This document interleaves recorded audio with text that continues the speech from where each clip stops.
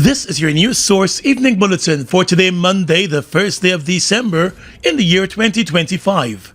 I'm Gordon Mosley reporting, and here's what we're tracking tonight. Guyana joined the rest of the world today in observing World AIDS Day, and Health Minister Dr. Frank Anthony is pleading with persons at risk of contracting HIV to get tested and to seek the required treatment if necessary. Guyana has recorded 449 new cases of HIV in the past year alone.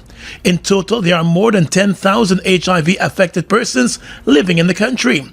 There is a concern now that some cases are not being recorded due to failure by some to get tested.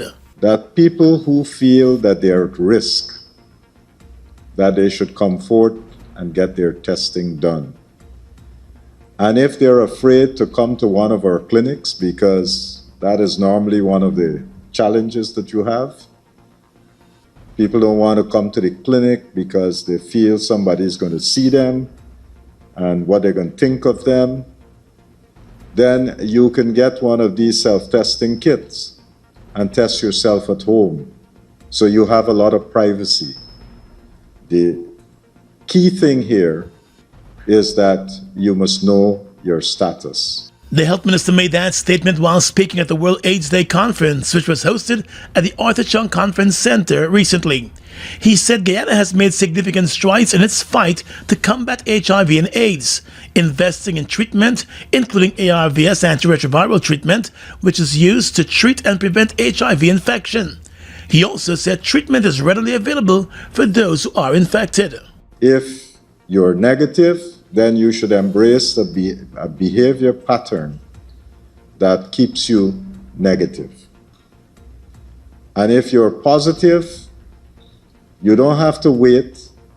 Come into one of the clinics so that they can start treatment. And that's a very important thing. Dr. Anthony said by consistently taking the antiretroviral treatment, the disease can become suppressed, meaning the viral load could be so low that it becomes undetectable. This morning, virally suppressed, what does that mean? It means that if the virus that is in you, once you're using the medication, we probably would not be able to detect it because it's very low in your system, to put it very simply. And if you're virally suppressed, it means that you would not be able to transmit that virus from yourself to your partner. So that is why it's important that you get treatment. However, he emphasized that a treatment regimen must be followed. The health minister said tools to prevent, detect, and treat HIV are available, and Guyanese must do more to protect themselves and, if necessary, get treatment. He said if the disease is suppressed by 2030, Guyana could be well on its way to eliminating the disease as a public health threat. Globally, there are 40.8 million people living with HIV, while in the Caribbean, there are more than 340,000 persons who are living with HIV. More news coming up in a moment. It all starts with one. Maybe it's one look, you know the one, or one touch, even one word. I can start with one step, or one promise, one thrill, one first time, one deep breath, one leap of faith, one day to remember, or one night to forget. One moment, so many stories that make up one crazy, average, everyday, fabulous life. We get one life, just one. Make your move. It all starts with one.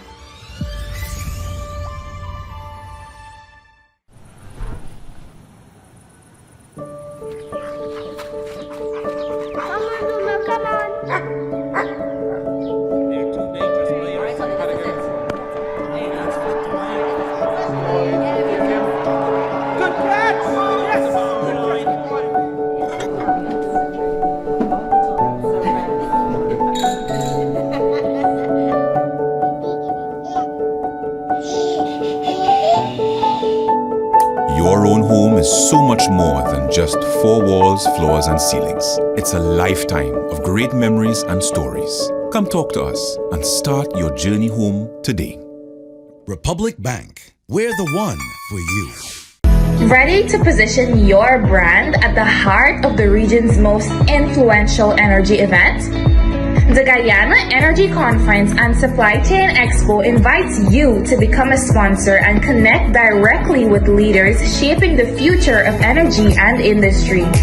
Choose from 4 powerful tiers: Platinum, Diamond, Gold, and Silver. As a sponsor, your brand takes center stage, from live press conferences and magazine features to exclusive speaking opportunities and top-tier visibility across every major platform. Enjoy premium exhibition booths, media coverage, and access to hundreds of industry professionals and decision makers. Whether you want to lead discussions, host networking events, or elevate your brand presence, sponsorship puts your company at the forefront of opportunity and innovation. Every year somebody wins, but this year? This year is my turn. I'm going big. 48,000? Easy. That's 6 coupons. Smart and fast. My win is just a scan away. Oh, and I take in that fridge too. This is the winning one. This year, the win is mine. Shop $8,000 or more at any 6 Massey stores, and you'll get a chance to win our grand prize, the brand new 2025 Hyundai Creta, plus amazing consolation prizes. Massey stores, our family serving your family. I'm sorry, I couldn't take any more of your gaslighting. Just go. I got burned too many times. I went to Quartz and found myself a new flame. Say goodbye to your old appliances and hello to new ones from Quartz, bringing Christmas home. Make this Christmas happen for everyone this year with Republic Bank. Make this Christmas happen with Republic Bank this year.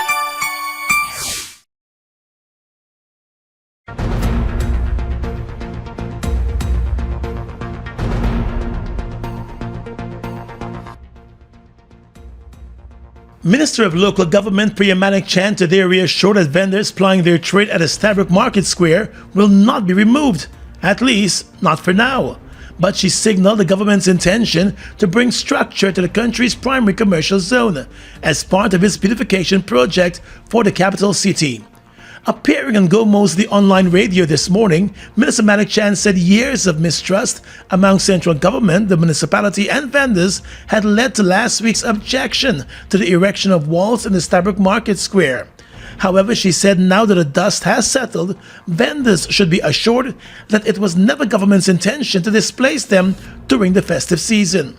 At this point, vendors are not going to be moved, and they will not be moved. At this point, the construction walls form part of a beautification project that will see a Christmas tree being erected at the center of the market square, part of which will be elevated to create a platform for both vendors and commuters and even local artists. Minister Manik-Chan said contrary to reports, only 2 vendors were operating within the designated area for the project, and they have not been displaced. One of them, she said, a coconut vendor, and another, a woman who sells household articles, have not been displaced. In fact, I spoke to the coconut man. I said, you could actually sell, but of course not with a barrel and a coconut and a cutlass, and just dropping your stuff on the ground. When the square is finished, we'll give you a corner in that square where you become the coconut man of the square, if this is something you want. Yeah. He looked at me. I'm not sure he believes me as yet. I'm not sure he trusts me with that as yet, but I'm willing to work for his trust. However, looking ahead, the local government minister spoke of the need to bring structure and to reorganize markets and other public places across the city as part of the beautification project. As for the Stabroek Market, Manik-Chan hinted at plans by the government to restore the historic facility. The government is looking at restoring the entire Georgetown, and we've started with some places. Stabroek Block is one of those places. And like this, that's why I began early and I said they won't be moved now at this point because there's Christmas upon us and so on. But that doesn't mean that we aren't going to set up a food court separately so that everybody selling food is in the same place, or that we aren't going to set up a clothing area separately, or better yet, don't want to talk about it too early, but we aren't going to build back the entire Stabroek market. She also said the intention is not to replace or rebuild, but to restore, pointing out that already the local government ministry has awarded a contract for repairs to be done to the market's roof to prevent leakage and flooding. Yes, it's not a wild, we're going to pull this thing along, put in glass buildings and high rises that take away from what we know. Georgetown must look and feel like an old Georgetown, but cleaner, modern. Public facilities like sanitation, sanitary facilities, public transportation that is organized, a city that is safe, a city that is shady and beautiful. We're known for that. As the government rolls out that beautification project, it is receiving support from the King's Foundation in the area of sustainable urban development. Well, some market vendors operating at the Stabroek Market Square are continuing to express worry that they are being pushed out without proper notice or arrangements despite recent assurances. Several vendors expressed that the unexpected enforcement by the City Council has left them unable to earn a proper income during one of the busiest periods of the year. Ramona Ramah, who sells eggs at the Stabroek Market, said she arrived early last Thursday morning to work and was instructed to dismantle her stall just outside the market. She said vendors were issued a letter on the 2nd of November indicating that the market would undergo cleaning, but she insists the notice made no mention of any closure. They served us a letter last month, the 2nd of November 2025, the Sundays, that they cleaning the market, right? They issue us a letter that is stating they cleaning the market. The letter never state that they closing the market, right? Oh man, come on, it's a letter they gave us. They cleaning the market, never stating that they closing the market. Every time they have an issue with the market, they give us black and white. Why you can't come out and tell us what's going on with the market? You can't just close down the market like this. Other vendors shared similar accounts of financial strain and uncertainty. Produce vendor Sanita Sukran, who has worked at the market for 17 years, said the restriction has already caused her significant losses. She pointed to spoiling goods and unsafe working conditions, adding that the City Council's response has been dismissive. We get justice for this market here because we not get for sell. All we goods is left and spoil. 3-day okra got tape in the stand. Left there, got throw away. It's getting hard. You got pick up 7:30 in the morning. At 6 in the afternoon, you have to sell. Nighttime, nobody ain't shopping. You're getting robbed out here. You don't have a washroom. On the Monday, we get street light. We didn't have no light. We selling in the dark, in the night. Nobody come out to shop. You're out whole night and you're selling $5,000 till next morning. One day load, I got to sell it 3 days. We got mortgage to pay. I'm a single mother with 2 kids, and this is my job for years. For 16, 17 years now is market I selling. So I need justice to this. I want this go to the minister and the president because I need justice for this. This is my issue here. The revenue them, I come and tell you got to cover up, you can't sell or pack up and go home. And it got everybody can open and sell. Right, this look, why must I victimization? The vendors said they attended a scheduled meeting with City Hall last Monday but left without any clarity, claiming that officials insisted that all goods must be removed from the roadside without providing storage solutions. The vendors are calling for some intervention as the holiday season approaches. The Ethnic Relations Commission recorded 111 infractions in the lead-up to the September 1 general and regional elections, a figure it said is significantly lower when compared to infractions recorded during the highly controversial 2020 elections. In its election observation report on the 2025 elections, which was released on Sunday, the ERC said throughout the election period, its media monitoring unit tracked online and broadcast content of media houses, political parties, and political influencers. The unit, according to the ERC, detected just over 100 infractions between July and September of this year. It explained that the unit issued 64 cautionary warnings, 37 in July and 27 in August, while an additional 47 cautionary warnings were issued in September. Of that number, the 111 infractions, 35 of those were related to racial slurs, while 32 were categorized as intolerant, prejudiced, or insensitive. The ERC reported further that 15 of the infractions were racially hateful, while another 4 were religiously hostile and intolerant. It said too that 7 of the infractions were racially derogatory and disparaging, 11 racially divisive, and 1 racially inflammatory. The investigative unit, the ERC added, recorded 29 complaints during the election period, 17 of which were directly election related. The number, the Commission said, represents a substantial reduction compared to the 124 complaints recorded during the protracted 2020 elections. It attributed the decrease to strengthen election management, improved timeliness of electoral processes, and increased ERC public education efforts. Those initiatives include workshops on countering hate speech, diversity, equity, and inclusion trainings, and regional outreach programs. The ERC said, based on its observation, this year's elections were peaceful, free, fair, and transparent.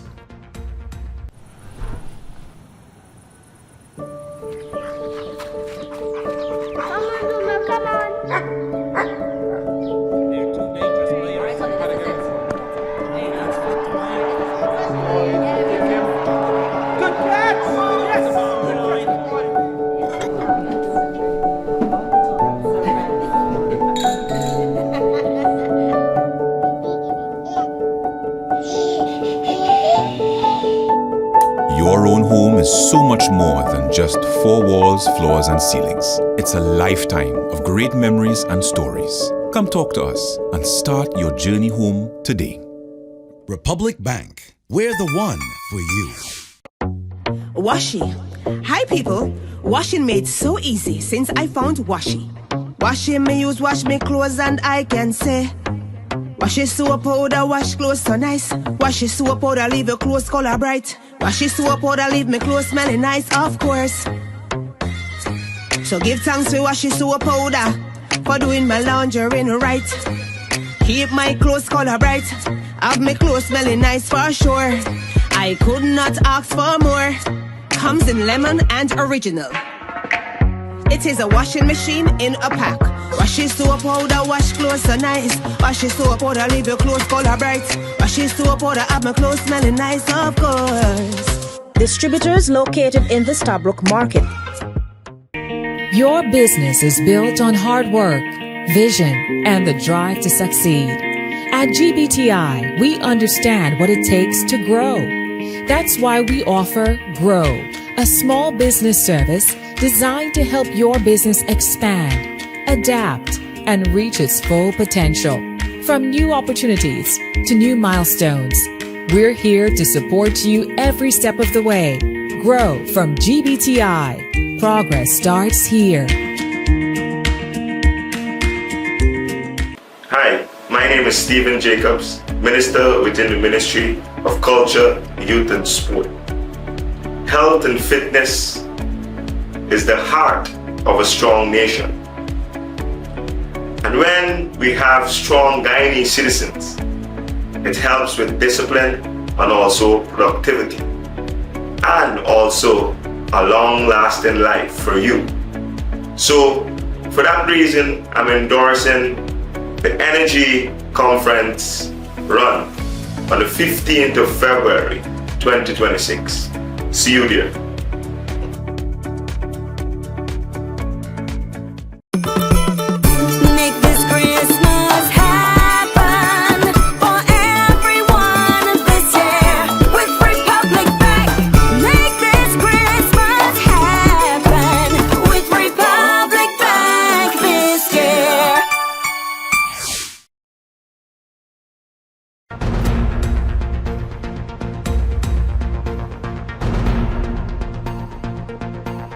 Guyana's oil and gas sector is set to benefit from new investments as more international investors continue to eye the country's lucrative crude oil sector.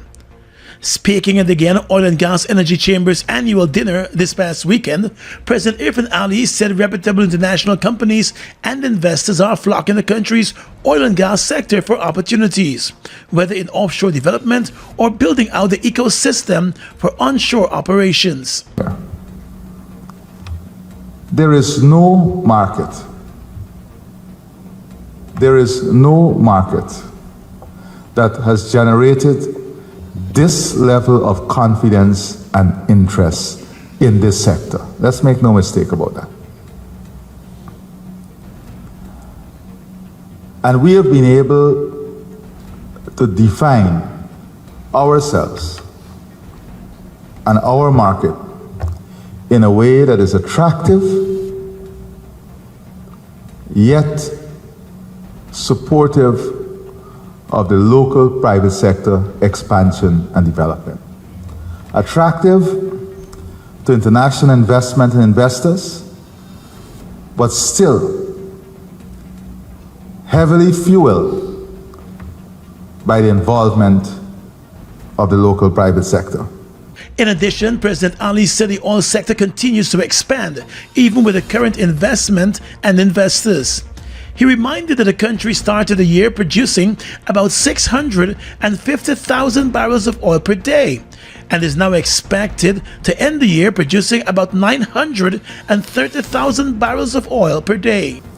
Outside of that and what Exxon is doing, we signed this year another development with Qatar Energy, Total, and Petronas. That is an investment in development of about $300 million US. They have already paid their signing bonus. Then we have, hopefully before the end of this year, another shallow block that should be signed. And then we have, of course, the Kaichor block, Ratio Energy, that is supposed to start exploration. So that's another $600-700 million US in exploration in the coming year. The president said there are other investments, such as getting gas onshore in Berbice, as well as the Wales gas to energy power plants. In Wales alone, he estimated that a staggering $4 billion US will be needed to support the gas development there in the next 5 years. President Ali explained that the Wales and Berbice operations are expected to generate some $10 billion US in infrastructure and investment. In the coming days, he said he will be outlining the government's economic expansion, infrastructure integration, and development trajectory for the next 5 years.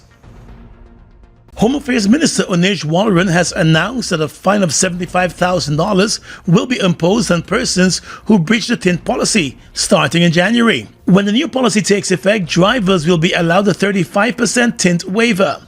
In a recent interview with NCN, the minister said she believes the new tint policy is fair and is in response to the high number of applications that have been received for tint permits. Last week, she announced that citizens will require a tint waiver to carry less than what is being permitted at 35%, while there will be special waivers for diplomats, government officials, high-profile security officials, and some other categories of persons. The minister said failure to comply with the new tint regime will result in serious consequences. There will be tint meters. The police officer will have specific meters to test your tint on the spot, and if you're found not to be in compliance, then there will be a heavy fine, $75,000 being levied for not having your tint in compliance. Walleran said the current system governing tint and tint permits is burdensome and is being abused. She said a new policy will be formalized through legislation, which has already been drafted. The amendment to Parliament, in the amendment, we will outline the regime and on which how we're going to execute the compliance. We will outline the categories of persons that will be exempt from the thing which I've already mentioned, diplomats and government officials and security, etc. It will outline how enforcement will be rolled out in terms of the tint meter, how that is be calibrated, how that's going to be executed, the fine period for the fine. So it's going to outline the entire regime, compliance and enforcement in the amendment. The Home Affairs Minister believes that the new tint policy is in line with promises made by the government to regulate the use of tint on vehicles. She said the government's move to formalize the tint policy is also in keeping with evidence to support that there is no correlation between tinted vehicles and criminal activities. 2 women from Clonbrook on the east coast of Demerara were arrested on Saturday after they were allegedly busted with 115 pounds of marijuana in their possession. According to a statement from the Guyana Police Force this morning, the 41-year-old and 55-year-old women were arrested during an intelligence-led operation carried out by police ranks in C Division, which covers the east coast of Demerara.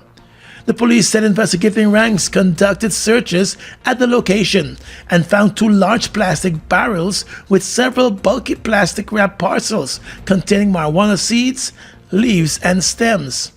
The 2 women who were at the premises at the time were arrested and escorted to the Cove and John police station along with the suspected marijuana. The investigations are ongoing tonight. A police rank in Region 1 remains under close arrest tonight and could face charges after a video recording surfaced on social media yesterday with him threatening several persons with a high-powered weapon and firing off that weapon. Bye-bye.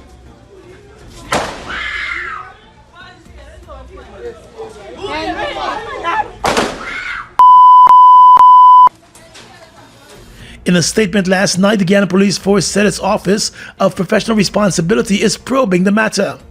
In the video recording, the rank appeared intoxicated as he waved the gun around and issued threats before the gun went off on at least 2 occasions. The police said the matter is being treated with the utmost seriousness and it remains committed to maintaining the highest standards of professionalism and accountability. Whether you're heading up the highway or just picking up the kids in Guyana, do it in power and style with the Isuzu MU-X. With the 7 full-size seats, turbo diesel power, and off-road control, Isuzu MU-X is built to handle any family lifestyle. Available at Marix, the authorized Isuzu dealer. Call 226-1306 for more details. Isuzu MU-X, robust, safe, and bold. Your business is built on hard work, vision, and the drive to succeed. At GBTI, we understand what it takes to grow. That's why we offer Grow, a small business service designed to help your business expand, adapt, and reach its full potential. From new opportunities to new milestones, we're here to support you every step of the way. Grow from GBTI. Progress starts here. Something new has been growing, and it's now ready for you to pick. Fresh. Taste the Fruta freshness. Pick the fresh new 200 ml size today. Live Fruitaful. Guyana's economy is rapidly transforming, and we're all part of it. Guyoil is at the forefront of this development by providing reliable and efficient energy and supporting community development from the very core. 100% of Guyoil's profit goes back to building schools, roads, and other important infrastructure that connects our cities and towns, providing fuel to domestic, marine, industrial, and aerial transportation. Guyoil has now repositioned itself as a market leader in the petroleum industry, building a better future for all of us. Make this Christmas happen for everyone this year with Republic Bank. Make this Christmas happen with Republic Bank this year.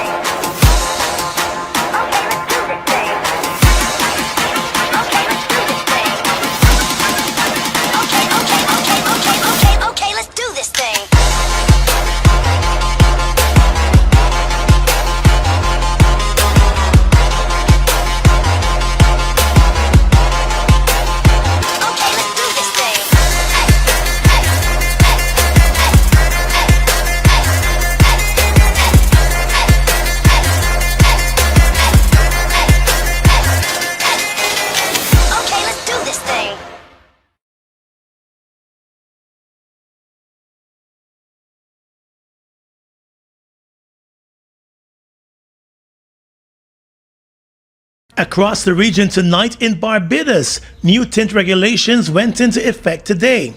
In a statement, the Barbados Licensing Authority urged vehicle owners to pay close attention to the required tint percentages, noting that the rules are designed to improve visibility into vehicles while still allowing reasonable sun protection.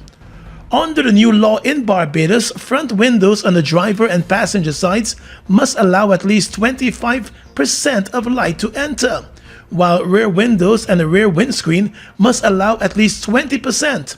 The legislation permits a margin of error of 3 percentage points when tested. For the front windscreen, the lowest allowable tint is 70%. Visor tints must be no darker than 25%. Vehicles with windscreens 3 feet or less from top to bottom may have visors up to 6 inches, while larger windscreens may use visors up to 10 inches. Metallic and mirror tints will no longer be allowed in Barbados. Public service vehicles, including minibuses and route taxis, must follow the same tint regulations as private motorists in Barbados. In Jamaica, the former Minister of Legal and Constitutional Affairs, Merlene Malauulu Fort, now a government backbencher, has urged Parliament to reconsider restoring the offense of criminal libel, a provision repealed some 13 years ago.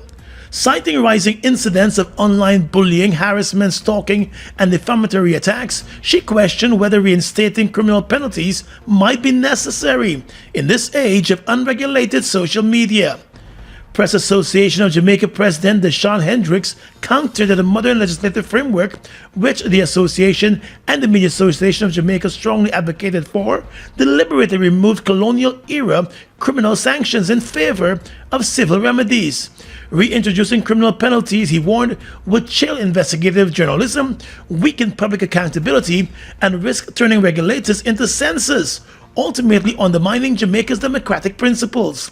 He noted that Jamaica already has robust tools to address online misconduct. The Cybercrimes Act provides severe penalties, including imprisonment of up to 15 years for malicious communications and related offenses, without criminalizing free expression. At the same time, the Media Association of Jamaica Chairman Gary Allen also pushed back against the suggestion, calling it a retrograde step. And finally tonight, international news. U.S. lawmakers are pressing the Trump administration for answers about military strikes on suspected Venezuelan drug boats after a report alleged that a follow-up strike was ordered to kill survivors of an initial attack. Republican-led committees overseeing the Pentagon have vowed to conduct vigorous oversight into the U.S. boat strikes in the Caribbean following the report. On Friday, the Washington Post reported that the U.S. strike on a boat on the 2nd of September left 2 survivors, but that a second attack was carried out to comply with Defense Secretary Pete Hegseth's orders to kill everybody on board, raising fresh legality questions. Hegseth decried the report as fake news. On Sunday, U.S. President Donald Trump said he believed his Defense Secretary 100%. In recent weeks, the U.S. has expanded its military presence in the Caribbean and carried out a series of lethal strikes on suspected drug smuggling boats in international waters off Venezuela and Colombia, as part of what it calls an anti-narcotics operation. More than 80 people have been killed since early September. And that's your News Source Evening Bulletin for tonight. I'm Gordon Mosley reporting and encouraging you to have a safe and enjoyable night.